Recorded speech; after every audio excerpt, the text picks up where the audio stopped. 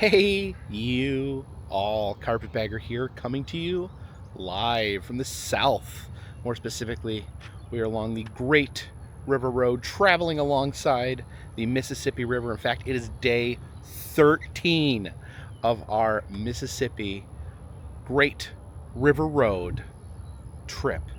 And we're starting today here in Baton Rouge, Louisiana, outside of the massive, towering Louisiana state capitol. Now, when you're driving into Baton Rouge, this is the first thing you see, this towering building, this towering skyscraper on the horizon as you're entering the city. And this is not only just the tallest building in Baton Rouge, it is the tallest building in Louisiana, and that is no accident.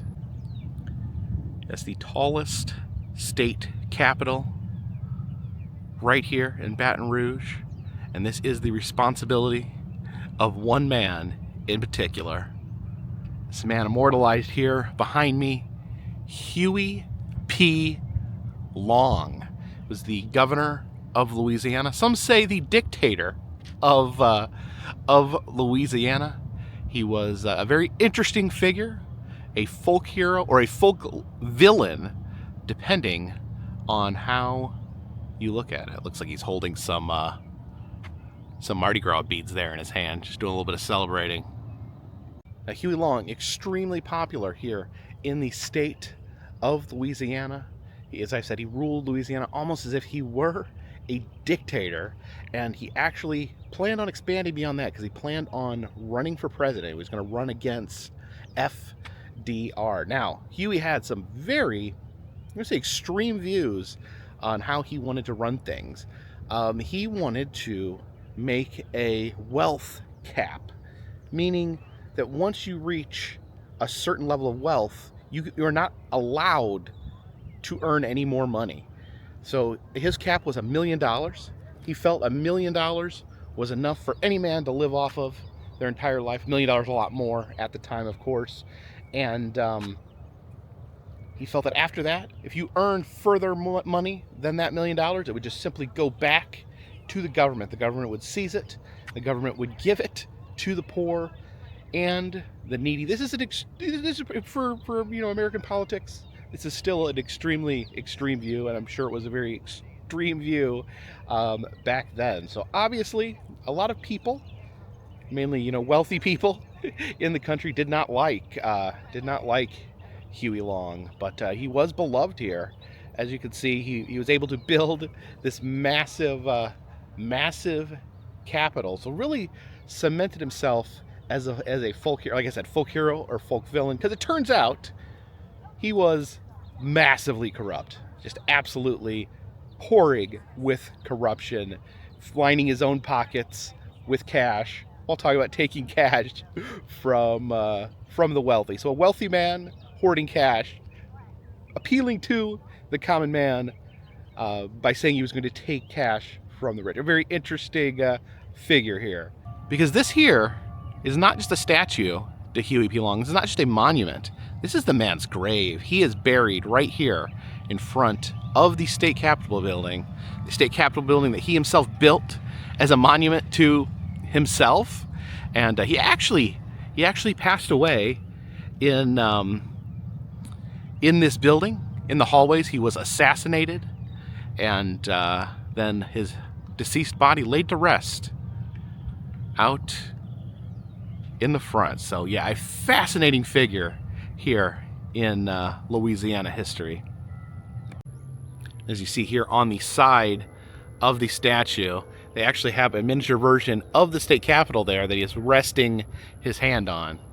So apparently there is an observation deck here at the top of the state capitol.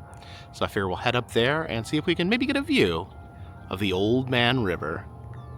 And actually today, as I'm filming this, it is Memorial Day, and you can see here on the lawn of the state capitol, they do have flags out here honoring the men and women that passed away fighting for the United States. So being the tallest building in Louisiana, once we get to the top, we should be at the tallest point in Louisiana. Yeah, this thing is it's monumental. It just like, this looks like it should be in Gotham City or something. Just the towering presence of this building and these towering stairs that we're about to go up. And we can look out onto the city of Baton Rouge from the Capitol steps here. I gotta head in, and of course, you know, this is a working state capitol, so there is a security checkpoint once you go in. And it is just absolutely amazing on the inside as well. Look at the ceiling there, the intricate artwork there. I guess we can just walk over here and peek in the chamber. And this is the state of Louisiana Senate in this room here. And it was right here in this hallway that Huey Long was assassinated.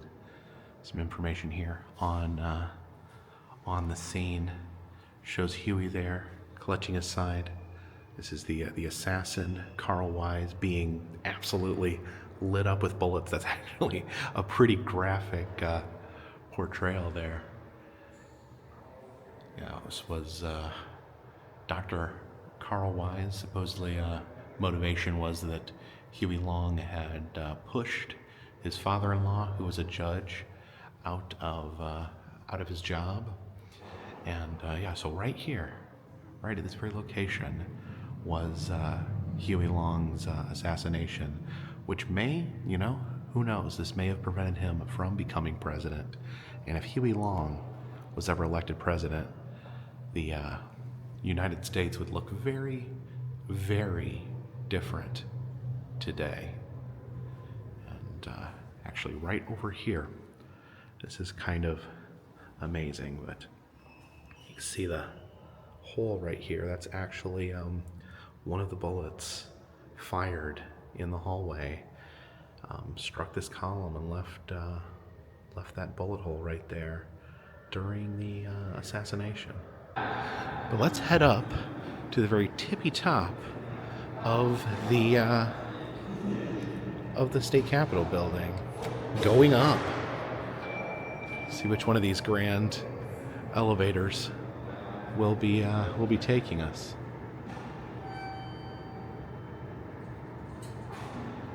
Oh, this is our Huckleberry. Going up to, I guess, the top. 24 there.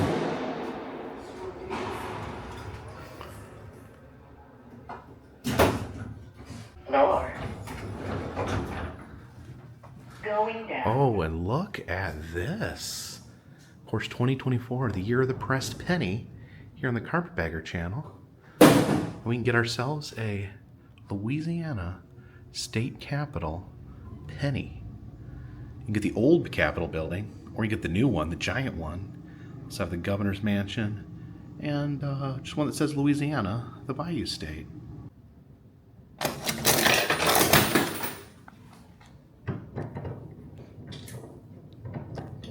And there we go, some Louisiana pennies. So we are on the 24th floor. The observation deck is actually on the 27th floor. Gotta take a second elevator up to the top.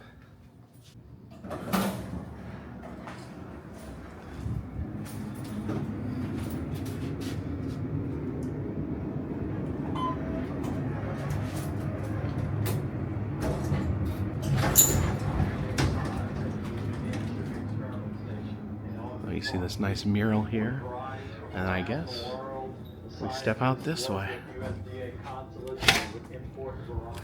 Oh, wow. Oh, wow. There's our river. There's the old man. Yeah, a lot of industrialization over there. And then down by the river over here. And I think that's a casino riverboat down there in the water. And it seems no matter where we go on the Mississippi, there's always these massive barges being pushed down the river. Down there you can see the lawn of the Capitol building. You can see the statue of Huey right there. And those are the flags they have up for Memorial Day.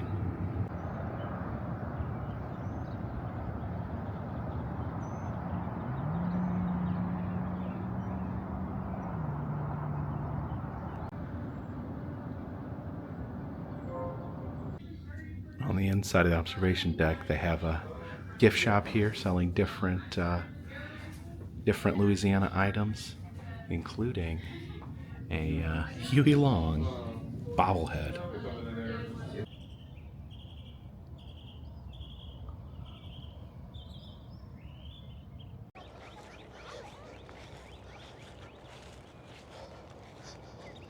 So what a massive monument to a massively fascinating man. Look how big that is. Jeez. What do you even need all those stories for?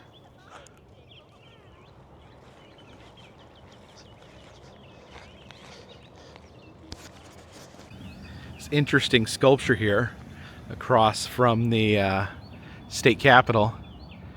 This horse-drawn cart and a couple of musicians there on the back. Looks like this guy's playing the fiddle and this guy's jamming on the squeeze box.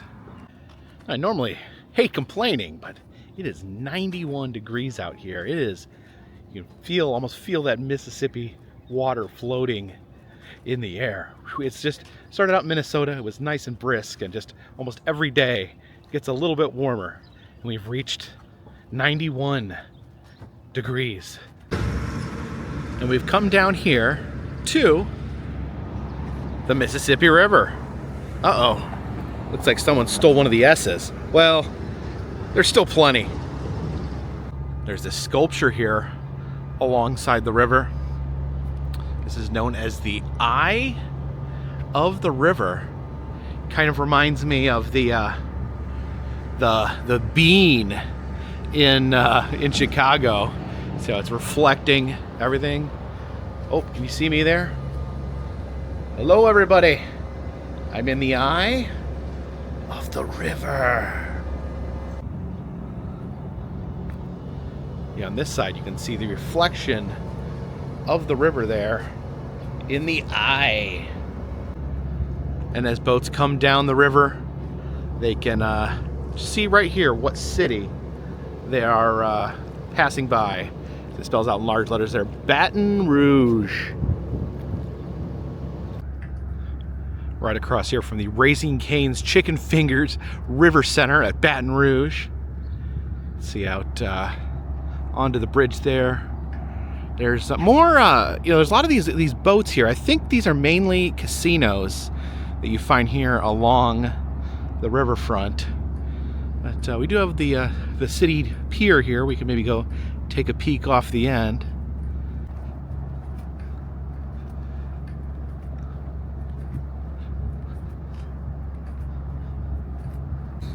So yes, this is a pier used mainly for fishing. You can see a lot of debris gathering here. And as you're going along the Mississippi, you see a lot of logs, trees headed down the river, and always like getting caught up. Yes, the river is very powerful. It moves a lot of heavy stuff down the river. Yeah, you can see just a lot of stuff moving in the river. Just see different logs and bits of things traveling down the river. Is that a refrigerator? Is that a refrigerator floating down the river right there?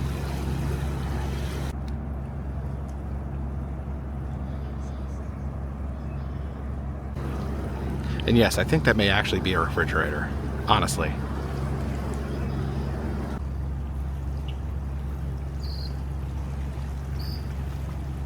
Over here there is the USS Kidd Veterans Museum, and the USS Kidd used to be right here. The USS Kidd, a World War II battleship. So I came over here and I'm like, where's the battleship? Apparently it's gone. It left the dock here just a few weeks ago. Apparently it's traveling down the Mississippi to go get some restoration at a shipyard. So it is gone. We're not going to be able to visit the USS Kidd today because it's not here. So this is the dock that used to take you out there. There is the USS Kidd Veterans Museum, which I thought would be a fitting place to visit here on Memorial Day. But I'm not sure. The ship is gone. Let's go see if the museum is still open. And here behind this statue, there is a display here for Memorial Day. You can see different servicemen and women here that have lost their lives while serving. Yeah, it has their name, their rank, where they passed away here.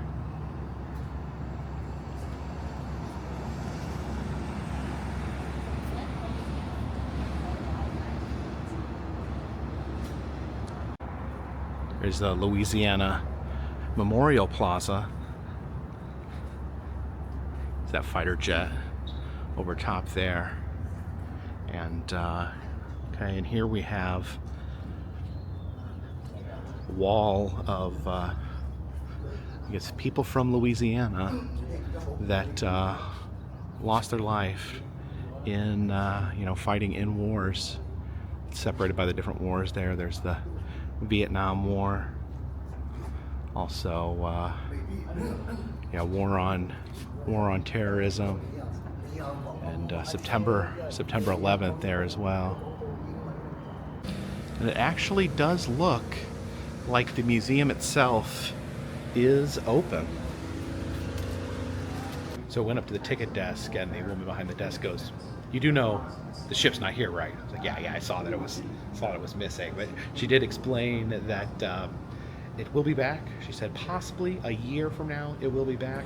I guess what happened is they experienced some low river levels here, which exposed the hull of the ship, and the hull was like resting on the bottom of the river, which it's not supposed to do. So that over time could cause some damage. So they decided it was time for restoration, but in order to restore it, they needed to wait for the river to be high enough for the ship to sail along the Mississippi. So it transported it to Houmas, Louisiana, at a shipyard where it's going to undergo some updates and renovations. And but then to get it back here, they have to wait for the river to be high enough. So it's like a waiting game for the river to be high enough for the ship to sail back up Mississippi, into Baton Rouge, and to once again become docked here at the USS Kidd Museum. So we can't see the USS Kidd today, but we can take home a USS Kidd pressed penny, which, that's almost as good. Get the penny in there. And make sure it's lined up. We definitely want the USS Kidd. Okay, yeah, it's lined up right.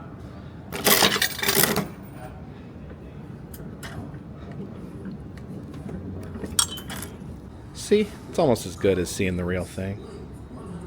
But they're only charging $5 to enter the museum portion right now, so there's no reason we can't enjoy the museum, especially on Memorial Day. Here's an exhibit on the U.S. Navy WAVES. WAVES stands for Women Accepted for Voluntary Emergency Services, so women that volunteered to help out in the Navy. You can see the different uniforms they wore over the years. This is the World War II uniform, the Korean uniform, the Vietnam uniform, and the Persian Gulf uniform, including blue jeans. But this is as close as we will get, at least today. Here is a replica of the USS Kidd. You can see it's actually a pretty massive Pretty massive warship there. And we saw a lot of boats. On the Mississippi this week. And this was a completely different type of boat. This would have normally, served in the ocean during the World War II, but found its rest here on the Mississippi, a little retirement on the Mississippi. Although I guess it needed a checkup. Now apparently the kid suffered a kamikaze attack during World War II, where they actually would crash their planes into the ship on purpose in order to take them out. There is a Japanese aviation suit, and I can see some wreckage there of the kamikaze attack. Yeah, you can see different chunks of metal there from the plane that crashed into it. And up here it says these 2 aluminum rivet heads were removed from the abdomen of this serviceman here. Wow, that's crazy.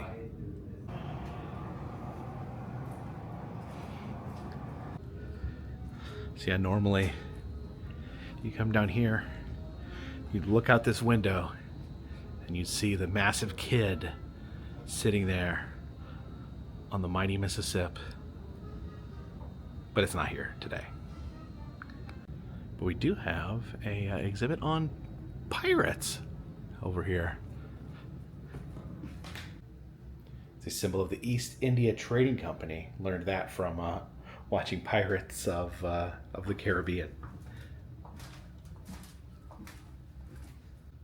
So apparently the USS Kidd was known as the Pirate of the Pacific. They connected it with Captain William Kidd, a famed pirate, although that's not who the ship was actually named after. We can see the flag there, and some of the merchandise there. There's a mug from the ship. It says Pirate of the Pacific. Use the skull and crossbones. In all honesty, the ship has been here for 40 years, and now is a very rare occasion that the ship is not here. So in some ways, it's almost a rarer experience to be able to come and see the ship not here. Or maybe I'm just trying to rationalize.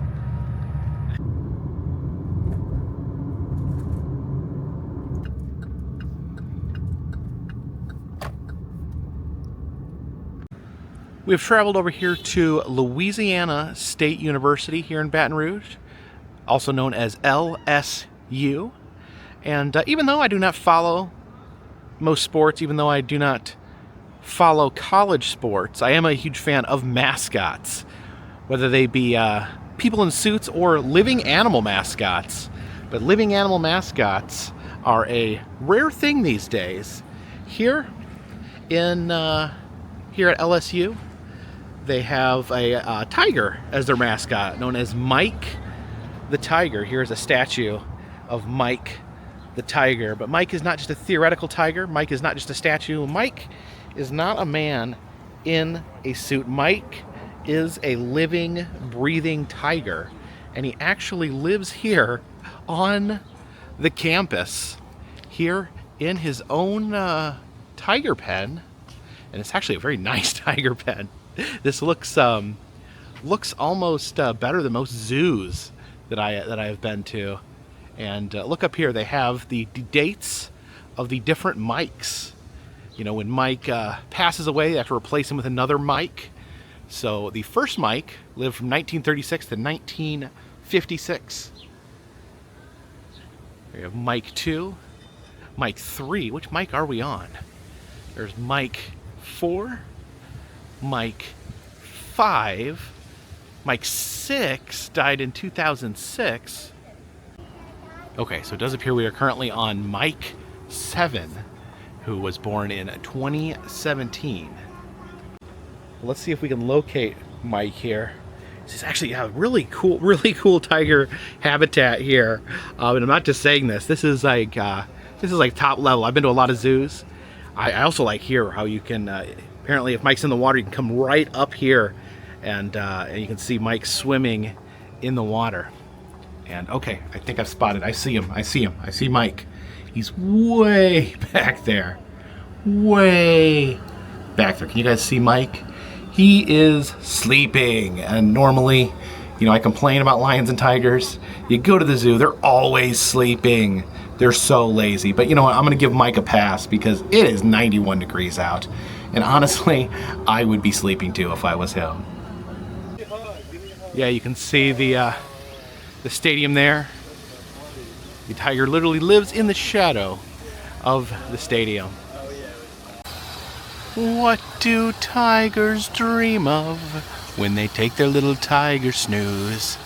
Do they dream of mauling zebras? Halle Berry in her Catwoman suit. Don't you worry your little tiger head, we're gonna get you back to Tyson in your cozy tiger bed. Then we're gonna find a best friend Doug, and then we're gonna give him a best friend Doug. Doug, oh Dougie Doug, Dougie, Dougie, Doug, Doug. Unless he's been murdered by crystal meth tweakers, and then we're out of luck.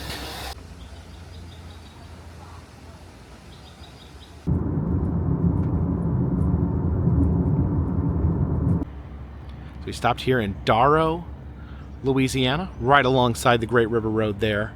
Of course, when you're driving along the Great River Road in Louisiana, you can't actually see the river because they build the mound next to the road there to prevent flooding. Because here in Louisiana, you're so almost level with the river, so flooding is a real danger, obviously, in Louisiana. So they build up the mound there to keep the river in place. But yeah, that is the Great River Road. We have taken that Great River Road from northern Minnesota all the way down here to Louisiana, and we wound up here at the Great River Road Museum.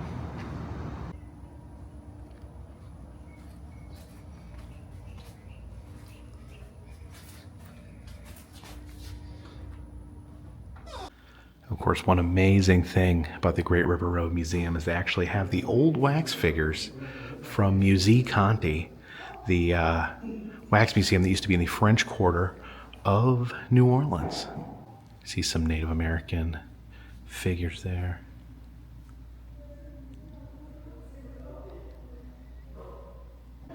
And you can see over here above the ticket desk, there is a pilot house up there. And look who's piloting this boat there. We got Mr. Mark Twain, the man that truly embodies the Mississippi River. And as we enter the Great River Road Museum, we are plummeted into the Battle of New Orleans. You can see the soldiers there as the United States Army fought off the British. Yeah, you can see here they're firing at the British soldiers here on the opposite end of the room.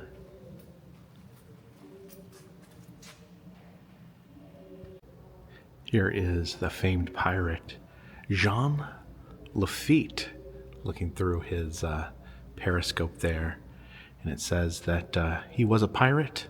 He basically offered assistance to the British during the War of 1812, but he lied and then actually ended up helping the American soldiers, helping Andrew Jackson and his soldiers, and able to get out of piracy by turning on the British and siding with the United States. And you can see back behind this soldier, we have a Civil War era photographer. You know, it's still pretty amazing that we actually have photos of the Civil War. Yeah, here's some great examples of portraits taken by camera during the Civil War. Pretty amazing to consider what the technology was back then, that we were able to actually take photographs. People must have been blown away. You can see this general here posing for a painted portrait, and I don't know. I think it's a fairly good likeness. Here we see the Louisiana Purchase taking place, and adding Louisiana to the United States. As you can see from this map here, it's not the Louisiana we know today. It's actually a massive expanse of land. And I said it actually doubled the size of the United States at the time. Here they are planning the city of New Orleans, the original city planners here. And I say you guys, you really knocked it out of the park. Great city. Absolutely love it.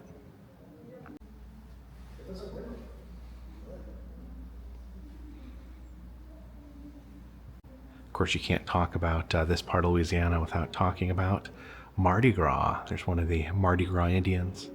They dress up in the extremely elaborate costumes there and parade through the streets. It's a Cajun Mardi Gras mask there. And then here it talks about Rex. Now Rex is probably the most elite and fancy pants of all the Mardi Gras parades. I believe it is one of the last parades of the Mardi Gras season. The items that are thrown from Mardi Gras floats, of course, we know about the beads, but also doubloons given out. These are Zulu doubloons, and of all the things that you can catch being thrown from a Mardi Gras float, the most prestigious is a Zulu coconut. See them coconut heads there. The one year I attended Mardi Gras, I was lucky enough to get my hands on a Zulu coconut, one of the most prized items in my collection. Here comes Mr. Bingle, and I've actually heard of Mr. Bingle before. This is a local mascot created by the Maison Blanche department store in New Orleans. But yeah, it's kind of like a local Christmas figure. All the kids that grow up in the area know about Mr. Bingle. There's all the stuffed Mr. Bingles there.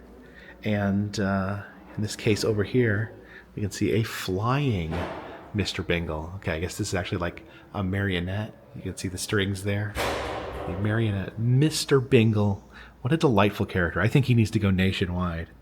Oh, also down here we have Mr. Penguin. So this was also used as a display in the Maison Blanche Canal Street window. So yeah, they would put on elaborate window displays, including Mr. Penguin here and Mr. Bingle. So here is Louisiana's Great River Road, or where the River Road flows in Louisiana. And it says that I guess these exhibits here all discuss things in geographical order on the Great River Road. Here it talks about the Whitney Plantation, and apparently the Whitney Plantation actually focuses on slavery. Most of the other plantations focus more on, like, you know, the white families that live there, the antebellum opulence, but Whitney's focus is exclusively on slavery. So I may need to check this out at some point. That actually does sound fascinating. Got some sculptures here of slave children. Yeah, it appears that there is a large amount of plantations just right on the river road here. See the horse-drawn funeral carriage there. And then over here, look who we have. Marie Laveau, the voodoo queen there. An absolute beloved figure in New Orleans folklore. Would assist locals in their problems, give a little bit of magic to those in need. You see driving the carriage there, this man in the top hat, and who's in the back?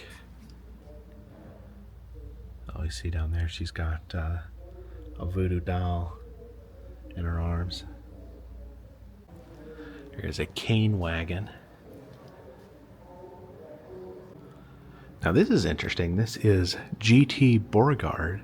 He was a famed Confederate general, but apparently after the war, he actually was an early proponent of civil rights. Immediately after the war, he apparently called for friendship between white and black people, and said that it says equality, rights, one flag, one country, one people. So wow, yeah, there is some other Confederate generals that later did speak of racial equality after the war, but yeah, it's very, very interesting. Oh no, over here we have a high intensity Civil War amputation going on. This guy's not enjoying his amputation, and yeah, look at that saw there.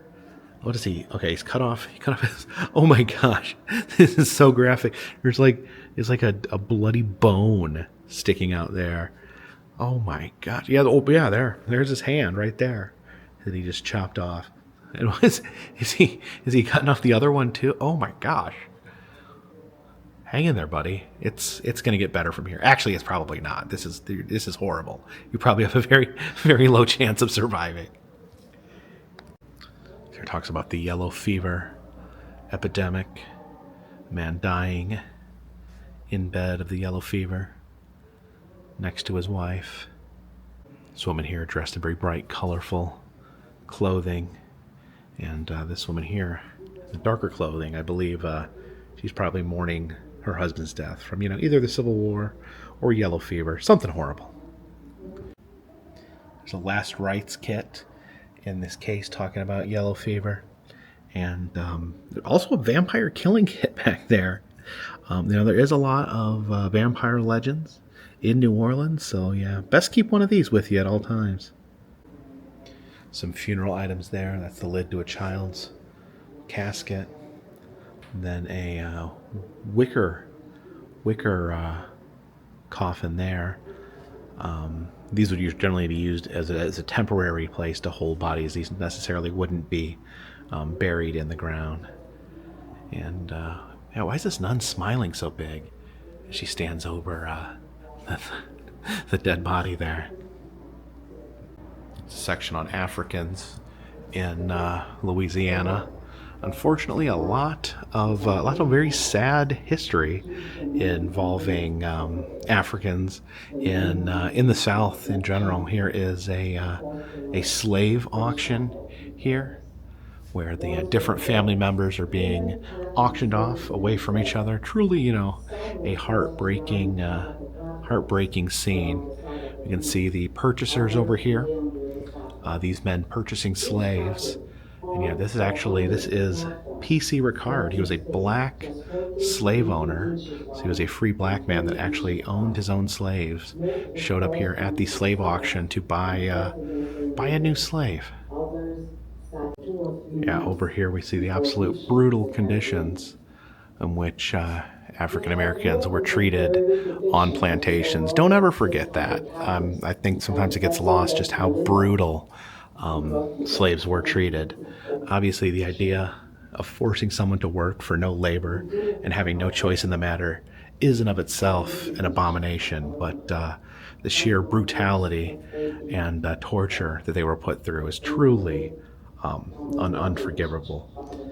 There's these slave collars here, different ways to detain and shackle slaves. There's a whip used to whip slaves.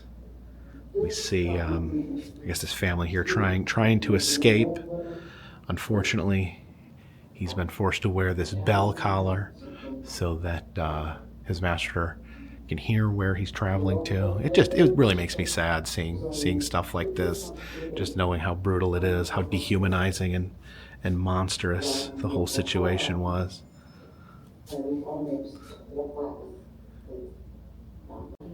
And it talks about free people of color here in Louisiana. There was actually a lot of free African Americans in New Orleans and in Louisiana. Actually, kind of known as a melting pot of different cultures, way more so than the United States was during earlier times.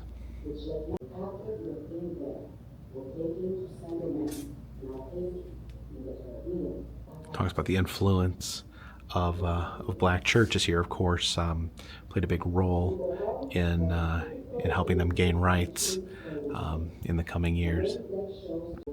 That down there is a Civil War era carpet bag, where people from the north would pack up their bags made of carpet and go down south to exploit the southern population. There is a carpetbagger right there. No good, dirty carpetbagger. Yes, they would come to exploit the defeated populace for their own financial, political, and social gains. The carpetbagger. And for anyone curious, yes, that is where I adopted my name from. When I first got on the internet, I was taking photos of Southern culture, and I was told by a commenter to go home that I was a carpetbagger, and it's kind of a derogatory term, even to this day, used for people in the North that move down south. I thought it was funny. I took the insult. I thought it was funny. I kind of tried to flip it on its head, and wear the term with pride. And one of the truest villains in all American history, most rotten group of people to ever set foot on American soil, the Ku Klux Klan. Here's a Douglas D's smoking pipe collection. Actually a massive collection of pipes here. Pipes of all different shapes and methods. See the pipes there shaped like pretty women, little pipe cases to keep those women in. Oh yeah. Oh, these are devil pipes. Pipes shaped like the devil, kind of fitting in a way. Or like a pipe made out of a skull there. Bone pipes. Oh yeah, look at all the skull and devil pipes down there. What is that? That is wildly elaborate. It's like a bunch of dogs forming a pipe. Okay, so these are all dog and cat pipes here.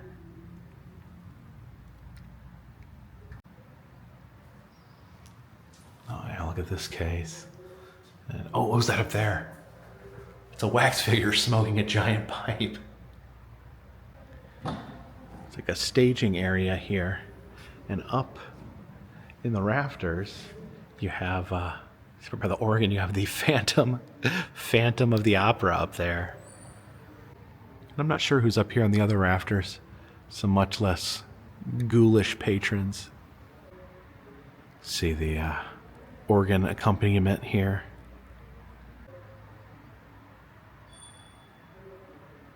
Here's some former Louisiana governors, Esteban Rodriguez Miro and William Claiborne.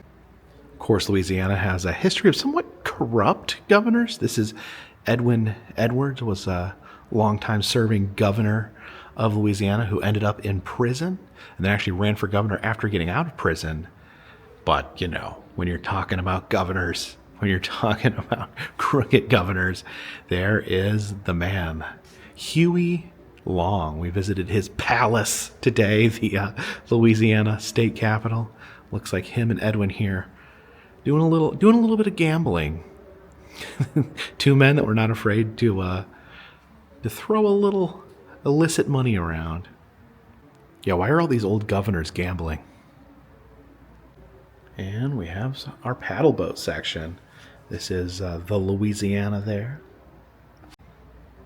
And the Robert E. Lee. This is one of the most famous paddle boats. This keeps coming up. So the Robert E. Lee, one of the most notorious paddle boats, and it won a race with the Natchez, another famous paddle boat. And so I guess the Robert E. Lee, one of the fastest paddle boats on the Mississippi. I think it did hold a record at least for some period of time. I love these steamship models here. There is the Rambler. Here we have the Audubon room. John James Audubon, the American naturalist here. They actually named the local zoo here in over New Orleans. It's called the Audubon Zoo. You got a taxidermy turkey and a replica of a bald eagle. You know, you don't necessarily want to taxidermy a bunch of those.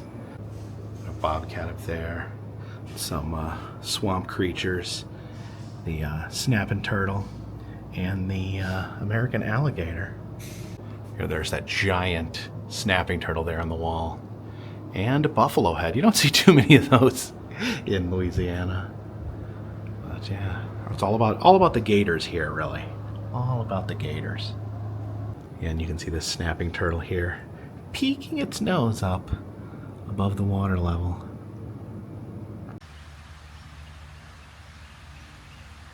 So one thing we learned in there is the Great River Road, as it runs through Louisiana, is that it passes a lot of plantations. There's plantations all along the Great River Road here. And we don't have time to stop at all these dozens of plantations. Maybe sometime point I will come back and visit some of them. But we can check out the plantation that is right here, right next door to the Great River Road Museum. Because here, as part of the Great River Road Museum complex, is a old plantation known as the Houmas House.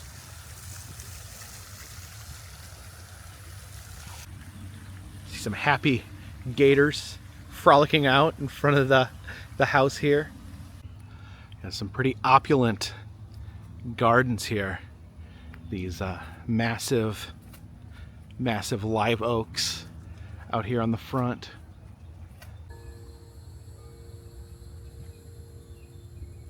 Look at the size of that live oak there. There's that massive, beautiful tree. It's got a sleepy swan there in the pond. Little penned-in area here. Look at this. There's a happy little tortoise. Hey, buddy. So this is the pet cemetery here in the tortoise pen. You can see some of the dog grave markers there. Now apparently there's a very interesting story here that the two dogs that are buried at this marker here were actually married to each other, King Sam and Princess Grace. They had a dog wedding here at the plantation in 2003, and then buried the married couple dogs were buried here in the pet cemetery. So the grave of married dogs. Got the sprinkler going, but you can actually walk under the branches of this massive live oak tree here.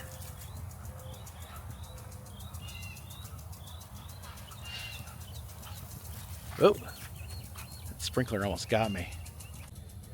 You know, these branches get so long and windy, sometimes they actually run the risk of breaking. So they have a little cherub there, holding up that branch.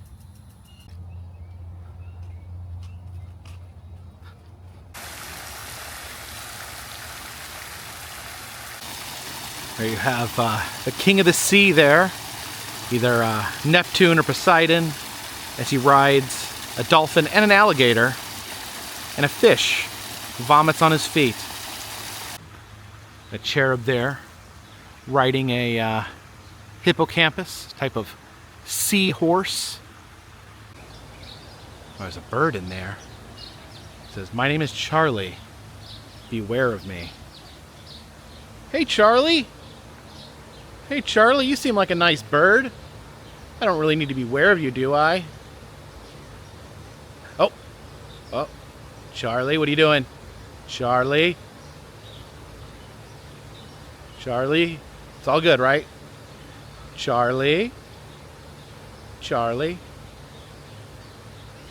We're good, right? You're not going to come at me. Okay, Charlie. Charlie, what are you doing? Hey, Charlie. Charlie. Oh! Charlie. How are you doing? Oh, you gonna dance? Does Charlie like to dance? I love a dancing bird. Maybe Charlie don't... Yeah? You like to dance? He's not dancing. He's not gonna dance for me. You're not gonna dance, are you? You a pretty bird?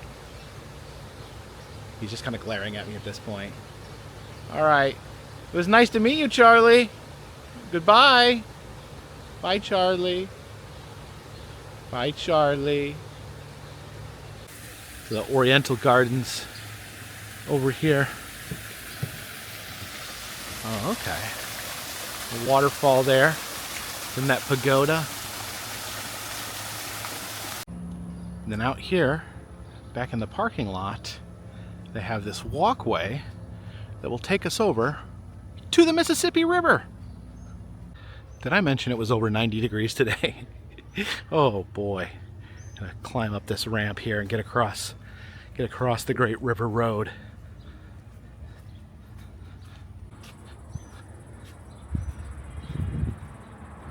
And from up here, not only can we see the Mississippi River, but we can also see that Great River Road, the road that has taken us from northern Minnesota down here to Louisiana.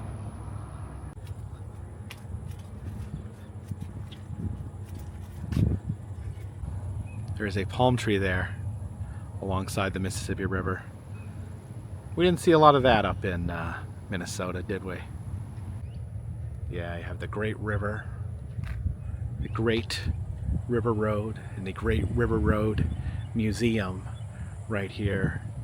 And yeah, this man-made barrier between the road and the Mississippi actually has like a walking path, so you can walk along this hump here.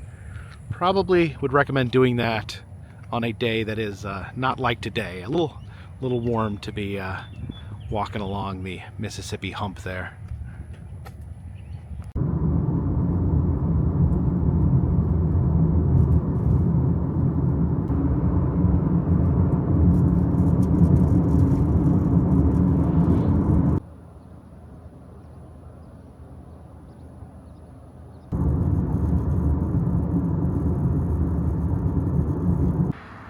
Now we have entered the town of LaPlace, Louisiana, and we are greeted by this giant wooden alligator. It's 50-foot long wooden alligator named Saint here.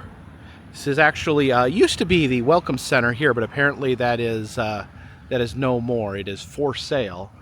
But Saint, the giant wooden alligator, still sits here and greets visitors.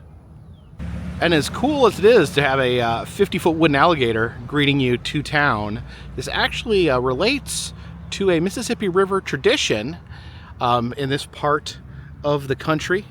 They actually set bonfires on the levee. I guess the levee is the raised ground. I think I called it the hump. It's that raised hump alongside the Mississippi River that protects against the flood. So on Christmas Eve, they build effigies, wooden effigies, much like the wooden alligator here, and they put them on the levees. There's another wooden alligator that was built on the levees, and on Christmas Eve, they set them on fire. Shows all the different bonfires here set along the levees, and apparently, it just says that there's not a clear answer for why they do this tradition. It says some say it was to guide ships along the river. Some say that the enslaved people used it as part of their harvest celebration. But locally, what it's used for is to allow Santa Claus to see his way along the Mississippi. So on Christmas Eve, they set these bonfires along the levee, so that Santa Claus will know the way to find the good little boys and girls of Louisiana. And so to share this tradition, instead of burning Old Saint here, they left him out here at the mouth of the town to share their traditions with visitors. You can actually see lining Saint here. They have little American flags to celebrate celebrate Memorial Day.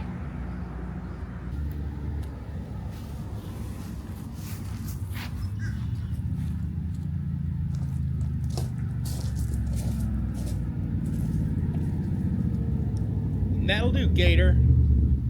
That'll do.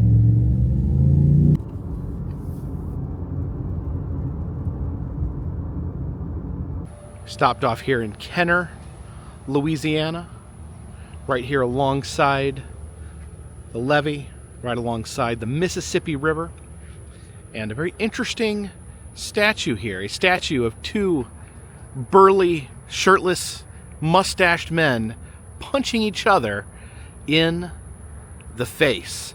But the reason behind this, you can see also there's ropes there. It's part of the boxing ring here. The reason for this statue is that the very first World Heavyweight Championship boxing match took place right here on this spot in 1870. Yes, the first World Heavyweight Championship boxing match took place right here alongside the Mississippi River, here in Kenner, Louisiana. They actually were in a building. They were in a sugar house fighting in a back room in a bare-knuckle boxing match, but a winner was crowned, and we had the first World Heavyweight Boxing Champion declared here, a lineage that carries on to this day. Although I do not follow boxing, so I do not know who the current World Heavyweight Champion is. Now, apparently, the reason for it's actually an airplane right there, very loud airplane. The reason that it took place here alongside the Mississippi River in the back of a sugar house is that boxing was illegal in the city of New Orleans. They had to come out here and do their boxing match out in Kenner, Louisiana. You can see the marker here on this site in the city of Kenner. The first World Championship heavyweight prize fight held in the United States took place. It says on May 10th, 1870. It was a fight between Jed Mace of Beeston, Norwich, England. He beat Tom Allen of Birmingham, England. So two Englishmen, two bare-chested, burly Englishmen beating each other in the face for the right to be the first world heavyweight champion. Right here, alongside the Mississippi River. And as the sun begins to set on day 13 of our Great River road trip alongside the Mississippi River, I want to say a thank you to you for sticking with me all this way. If everything goes according to plan, tomorrow we will head into the city of New Orleans, and we will finish this Great River road trip. 2 weeks. It'll have been 2 weeks since seeing the beginning of the Mississippi River in Lake Itasca. And tomorrow we will celebrate in New Orleans. New Orleans, definitely a town where people go to celebrate. Thank you for watching this video. Thank you to those of you who've been following this whole adventure, coming in to the home stretch here, and I'm very, very excited. If you guys like these videos, consider contributing to Patreon. $3 or more will get you a postcard once a month from me to you. Also selling enamel pins. Keep an eye out. We're looking to add some other things to the Etsy shop as well. Doing personalized messages on Cameo if you're interested in that. You can check the description of the video. All that information is down there. All those things help keep this train on the track, keep this boat on the river, and keep this dirigible in the air. Until tomorrow, my friends, this one's in the bag.